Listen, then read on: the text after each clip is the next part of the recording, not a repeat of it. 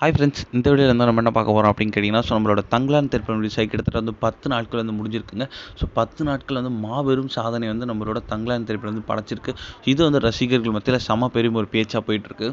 அதாவது இந்த வருஷம் வந்து நம்ம ரசிகர்களால் பெரிதும் எதிர்பார்த்த திரைப்படங்கள் வந்து நம்மளோட தங்கலான் திரைப்படம் ஒன்று. ஏன்னா வந்து அந்தளவுக்கு வந்து ரசிகர்கள் செம்ம பெரிய எக்ஸ்பெக்டேஷன்ஸில் இருந்தாங்க. அந்த மாதிரி எக்ஸ்பெக்டேஷன்ஸ் நம்மளோட பாரஞ்சித் இயக்கத்தில் நம்ம விக்ரம் நடித்து உருவான திரைப்படம் பார்த்தா தங்கலான். இந்த திரைப்படம் வந்து கடந்த ஆகஸ்ட் 15ஆம் தேதி செம்ம பிரம்மாண்டம் வந்து ரிலீஸ் ஆச்சுங்க. இந்த திரைப்படத்தில் நம்ம விக்ரம் கூட சேர்ந்தது ஒரு பார்வதி, மாளவிகா மோகன், பசுபதி, இந்த மாதிரி வந்து ஏகப்பட்ட பேர் இந்த திரைப்படத்தில் நடிச்சிருந்தாங்க. மக்கள் மத்தியில் வந்து ஒரு கலவையான விமர்சனத்தை பெற்றாலுமே வந்து இன்னுமே இந்த பாக்ஸ் ஆஃபீஸ் ரீதியாக வந்து நம்மளோட தங்கலான் திரைப்படம் நம்பர் 1ல் இருக்குது. வசூல் ரீதியாக பட்டையை கிளப்பிக்கிட்டு இருக்கு அப்படின்னு கண்டிப்பாக சொல்லி ஆகணும். ஏன்னா வந்து அந்தளவுக்கு வந்து ரசிகர்கள் செம்ம பெரிய ஒரு எதிர்பார்ப்பில் இருந்தாங்க.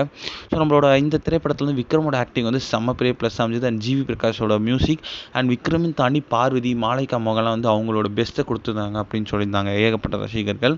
இந்நிலையில் வந்து இப்போ வந்து நம்ம 10 நாட்கள் முடியல நம்மளோட தங்கலான் திரைப்படம் கிட்டத்தட்ட வந்து 75 கோடி வரைக்கும் கலெக்ட் பண்ணிக்கோங்க. இது வந்து செம்ம பெரிய ஒரு சாதனையாக கருதப்படுது. இன்னும் கொஞ்ச நாட்கள் வந்து கண்டிப்பாக வந்து 100 கோடி தொட்டுரும் அப்படின்றது எந்த ஒரு சந்தேகமே இல்லை. இந்த திரைப்படத்தை வந்து ஆஸ்காருக்கு கூட்டு போகிற ஒரு பேச்சு இருக்குது அப்படின்ட்டு வந்து ப்ரொடியூசர் சொல்லிட்டு இருக்காங்க. இதை பற்றி வந்து இன்னும் நம்மளுக்கு அஃபிஷியலான மெசேஜ் எதாவது வந்ததும் பார்க்கலாம்.